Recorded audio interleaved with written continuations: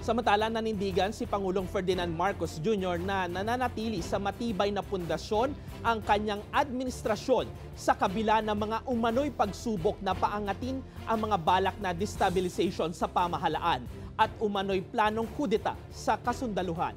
Ayon sa Pangulo, patuloy ang suporta ng mahalagang sektor ng lipunan sa mga programa at adhikain ng administrasyon. Gayunpaman, aminado ang Pangulo na delikado rin ang maging kampante kaya patuloy niyang titiyakin na mananatiling kaalyado at suportado ang lahat ng sektor.